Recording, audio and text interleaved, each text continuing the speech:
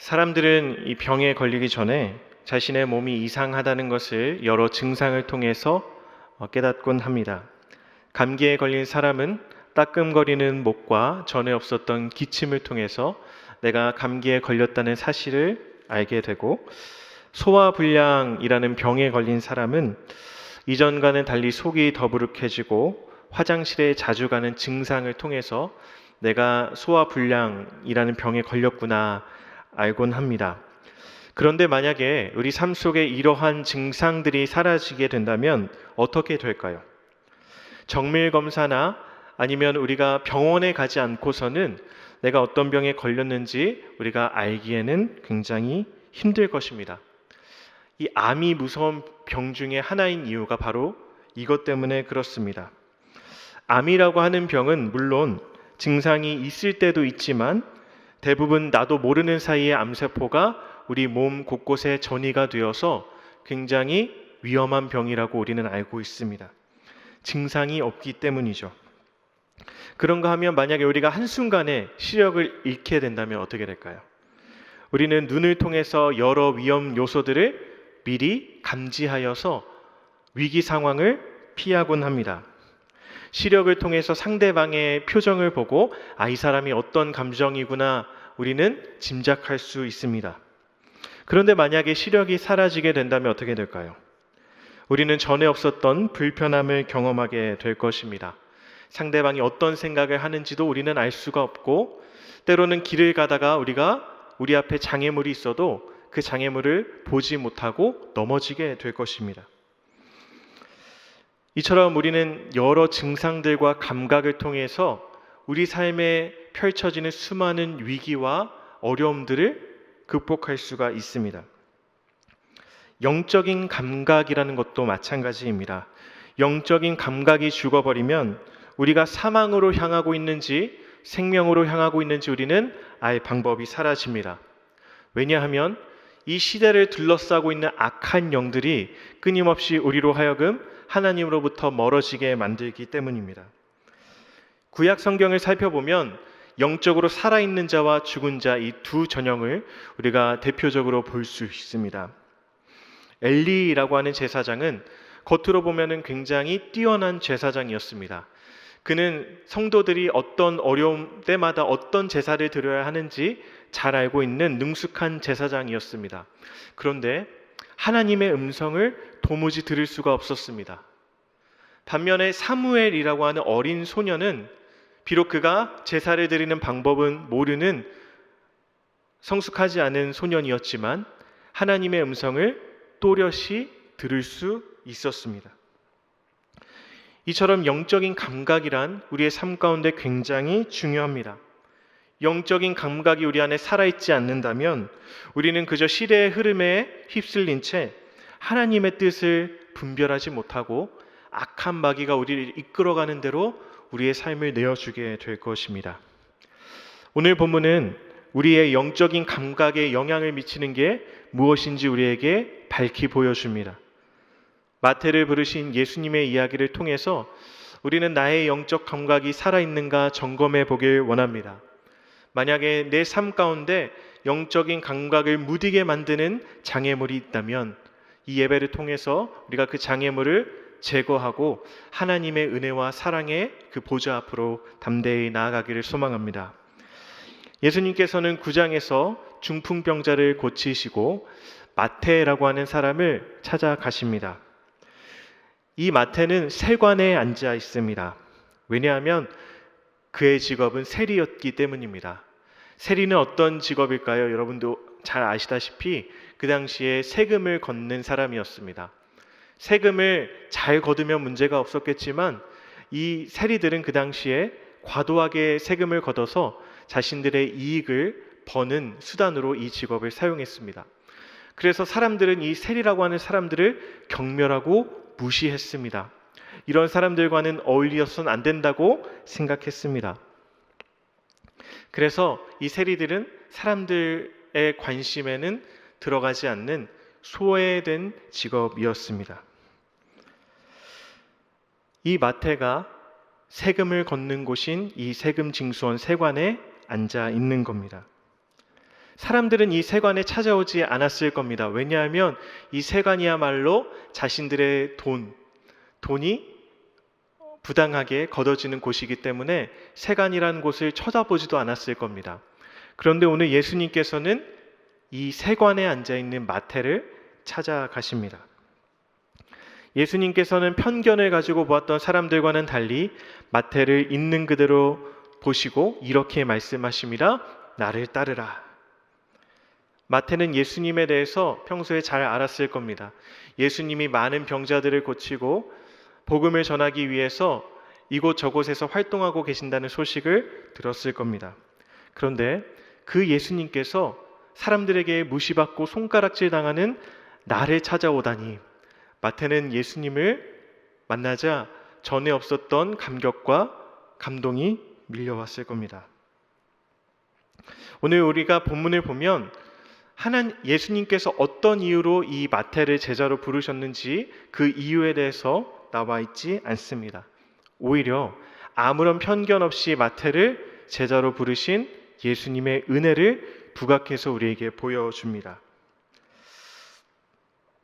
세상에서는 그럴듯한 조건이 있어야 그를 높은 직위에 세웁니다. 세상에서는 끌릴 만한 매력이 있어야 그 사람을 존중해 줍니다. 그렇지만 우리 예수님께서는 어떠신가요? 세상의 기준과는 달리 사람들에게 손가락질 당하고 전혀 선이라고는 찾아볼 수 없는 추악한 사람을 찾아내셔서 그를 제자로 부르십니다. 예수님이 제자를 부르실 때 나를 따르라 라는 이 명령은 현재 명령형으로 되어 있습니다. 지속적으로 끊임없이 예수님을 따를 것을 요구하신 것이죠. 마태에게는 거룩이라고는 찾아볼 수 없습니다. 예수님은 따를 자격이 없는 죄인에게 지속적으로 나를 따르라 라고 말씀하시는 겁니다. 여러분, 이것은 은혜로밖에는 설명이 되지 않죠. 은혜는 우리가 어떤 자리에 있건 어떤 형편에 있건 우리를 찾아옵니다. 세상은 우리를 자격에 따라, 신분에 따라, 돈이 얼마나 있느냐에 따라서 우리를 차별해서 대합니다. 가까이 할 만할 때 가까이 오고 대화가 까다로운 성격이 아니어야만 가까이 합니다. 그러나 은혜는 우리가 어떤 위치에 있건 어떤 형편에 있던 간에 상관없이 우리를 찾아온다는 것을 우리가 기억하기 원합니다. 예수님은 마태를 부르고 마태는 예수님을 따릅니다. 마태는 부유했기 때문에 예수님을 자신의 집으로 초대해서 파티를 엽니다. 마태의 집에는 평소에 자신이 교제했던 사람들인 이 죄인들과 세리들이 함께 모여 있었습니다. 그런데 문제는 이 사람들이 세리들과 죄인들을 거룩하지 않다라고 믿고 있었기 때문에 이 마태가 예수님을 자신의 집으로 초대했을 때 많은 사람들이 수군거렸을 겁니다. 그도 그럴 것이 그 당시에 이 식사라고 하는 문화는 좀 특별했기 때문입니다. 한 끼를 나누는 것은 생명을 나누는 것이다 라는 말이 있을 만큼 그 당시에 이 식사는 특별한 의미를 가졌습니다. 아무하고나 식사를 하는 게 아니라 정말 내 동맹관계, 나와 같은 공동체라고 생각하는 사람만을 초대하여서 식사하는 것이 그 당시의 풍습이었습니다. 예수님이 거룩하지 않은 곳에 초대가 된 것입니다. 예수님은 그 초대를 거절하실 수도 있었습니다. 왜냐하면 나는 거룩하지 않는 자와 같은 공동체가 아니라고 이야기할 수 있었기 때문입니다. 하지만 예수님은 거리낌 없이 그 초대에 응해서 세리들과 죄인들과 함께 식사를 나눕니다. 그런데 이 광경을 바리새인들이 보고 예수님의 제자에게 이렇게 묻습니다. 너희 선생이라고 하는 분은 왜 세리와 죄인들과 함께 식사를 나누시는가?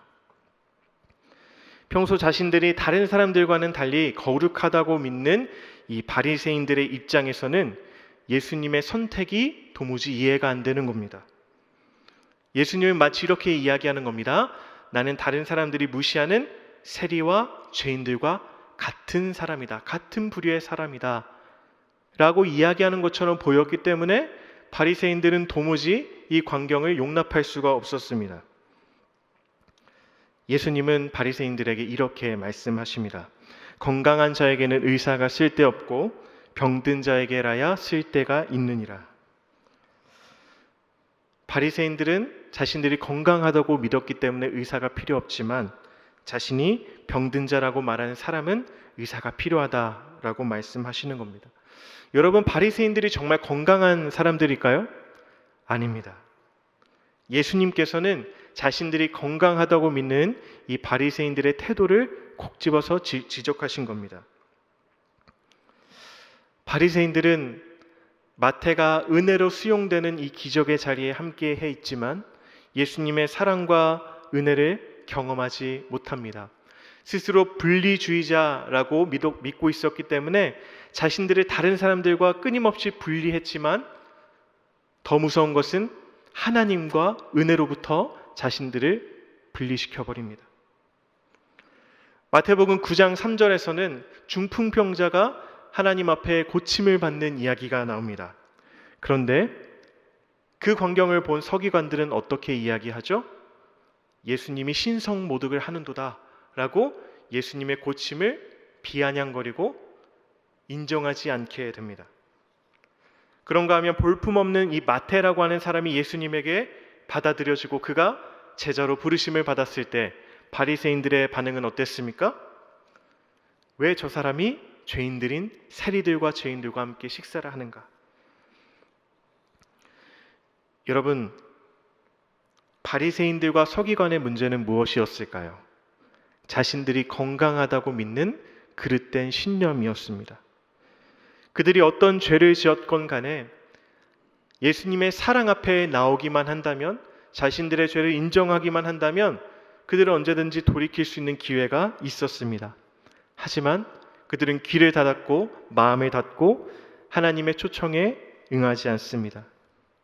율법과 전통이라는 가면을 쓴 채 자신들의 진짜 영적인 상태를 진단하지 못했던 것이죠. 신앙생활을 할 때 우리가 피해야 하는 태도가 있다면 바로 이런 것입니다. 나는 건강하다, 나는 괜찮다. 일상을 살아갈 때 나는 주님의 도우심 없이도 살아갈 수 있습니다 라고 고백하는 것, 그렇게 살아가는 것을 우리는 피해야만 합니다. 예수님을 영접한 후에 우리는 예수님이 나의 삶의 중심입니다, 나의 주인이십니다 라고 고백하지만 불신자들보다도 더 냉담하고 차가운 마음을 가질 수가 있다는 게 문제입니다. 오히려 불신자들보다도 더 차가운 마음을 가질 수가 있습니다. 구원의 확신을 가지고 살아가는 건 너무나도 큰 축복입니다. 그런데 구원받은 사람으로서 우리는 끊임없이 내가 하나님의 구원 속에 있는지 우리의 모습을 점검해야 합니다.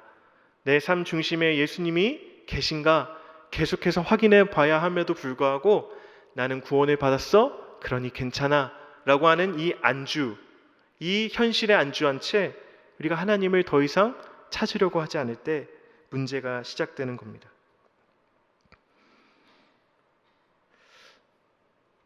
우리는 우리의 삶의 위기가 찾아올 때, 때로는 질병이 찾아올 때 하나님 앞에 넙죽 엎드려서 처절하게 부르짖습니다. 하나님, 나는 하나님의 도우심 없이는 살아갈 수 없는 존재입니다.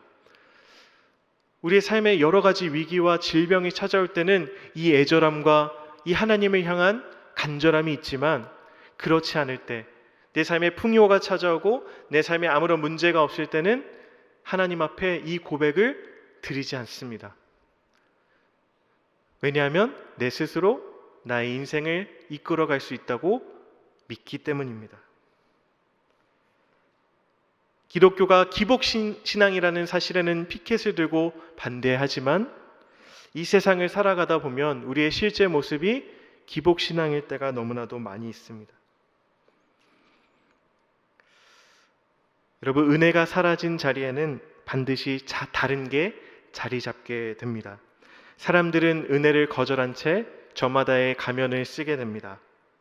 바리새인들의 가면은 율법 준수였습니다.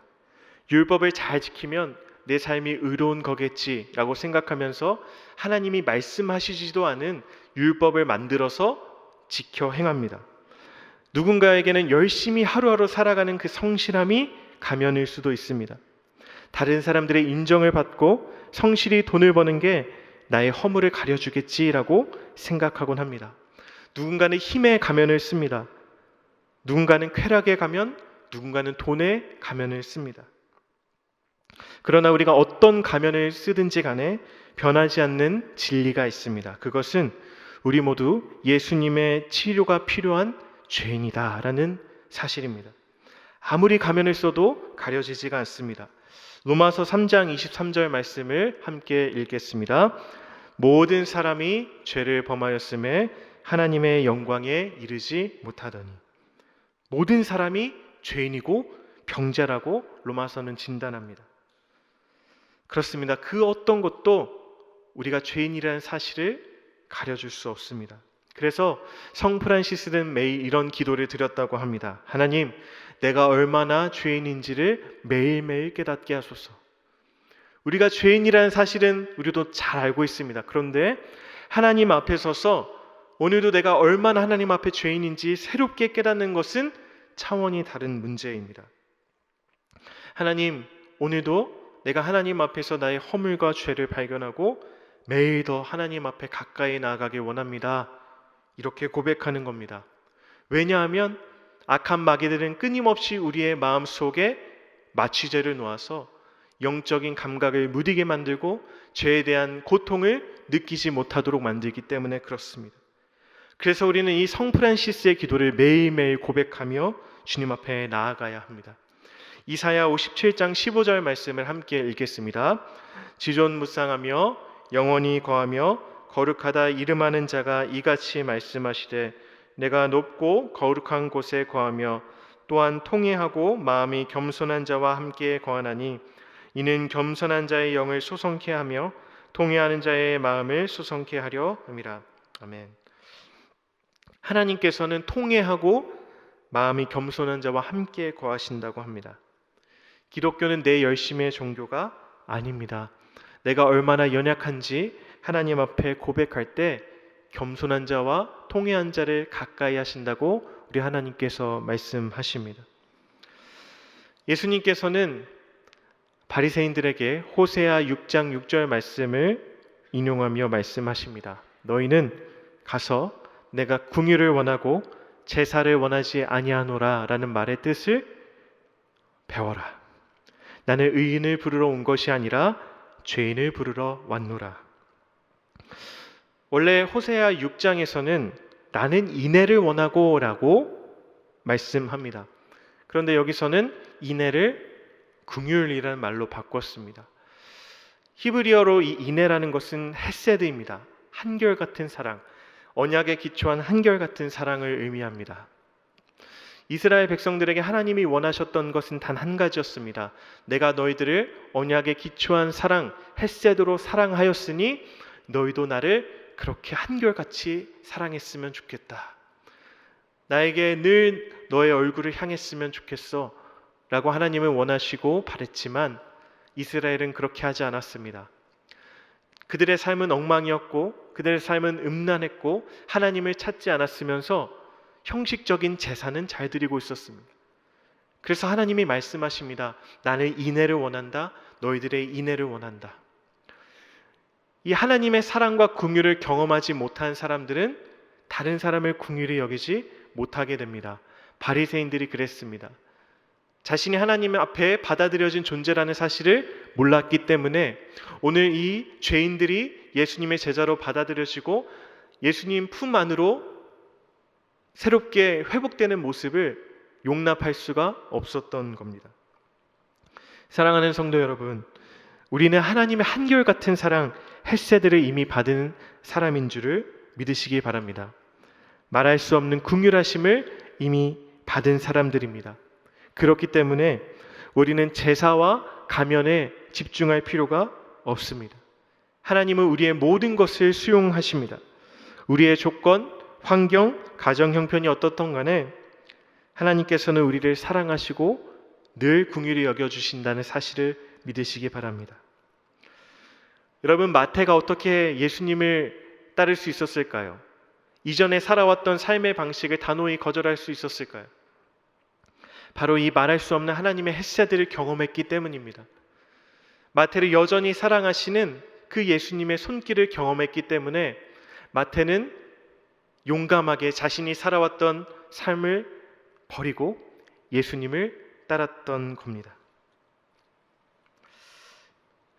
우리가 하나님의 사랑과 긍휼을 경험할 때 우리는 점차 내가 쓰고 있었던 가면을 벗게 됩니다.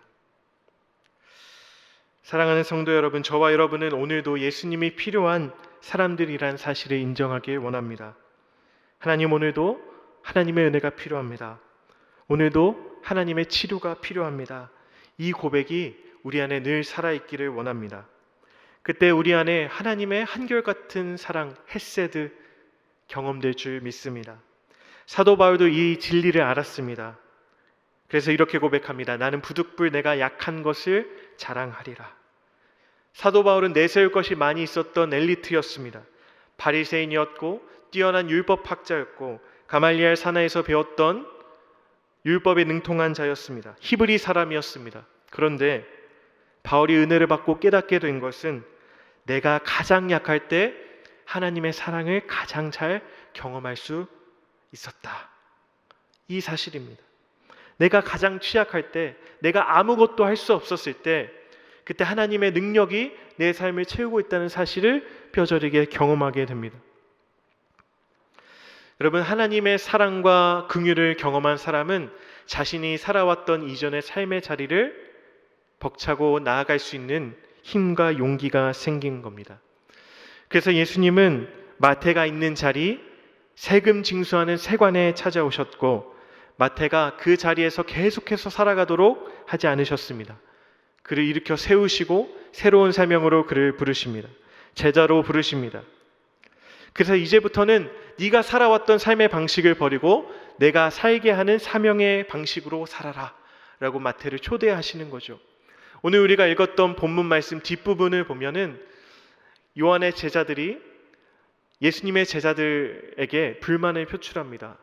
예수님의 제자들이 금식을 하지 않는 겁니다. 예수님에게 묻습니다. 왜 당신의 제자들은 금식하지 않습니까?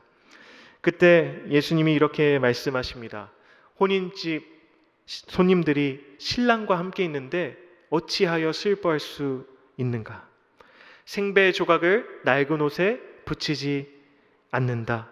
새 포도주는 새 부대에 부어야 한다. 여러분, 이게 무슨 말씀일까요? 사람의 노력으로 얻어내는 게 아니라 예수님이 주시는 새로운 삶의 기쁨에 대해서 말씀하시는 겁니다. 가면을 벗고 전통과 틀을 벗어던지고 우리의 환경과 조건과 상관없이 우리를 사랑하시고 우리를 긍휼히 여겨주시는 그 하나님의 은혜를 경험한 사람들의 삶의 방식은 전과는 다른 놀라운 기쁨으로 변화하게 된다 라고 예수님이 말씀하십니다.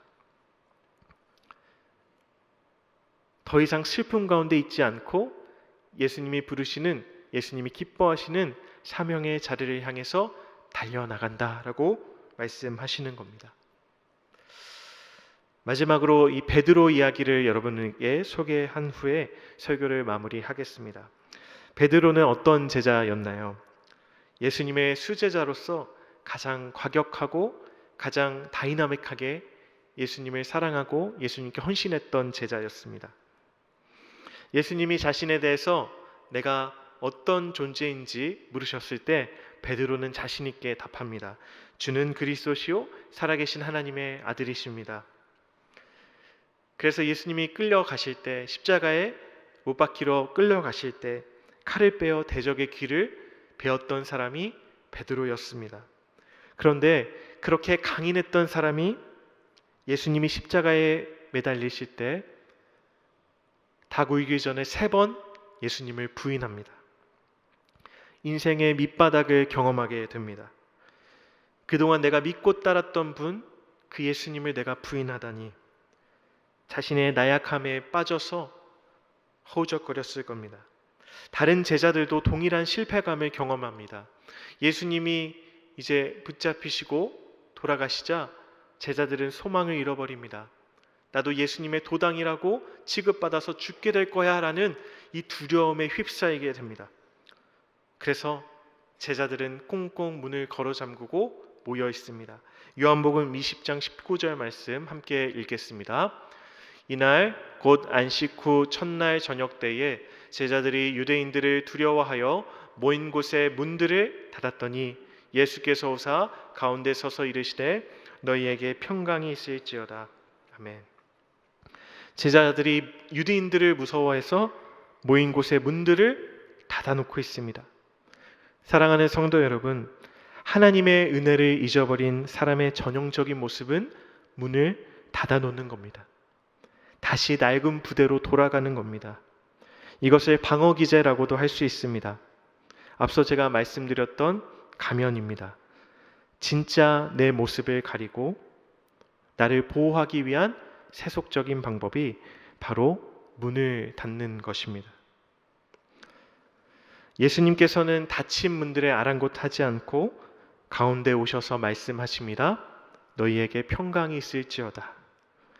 예수님은 제자들을 책망하지 않으십니다. 그저 평소에 하시던 대로 샬롬, 너에게 평강이 있을지어다 인사하십니다.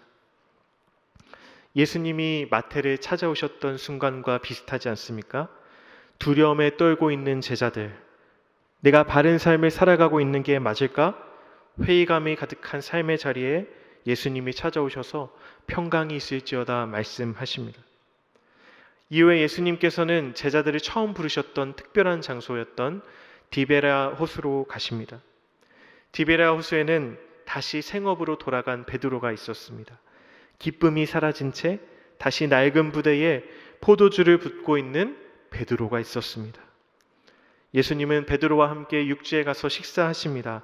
육지에 올라보니 숯불이 있고 그 위에 생선이 있고 떡이 있었습니다.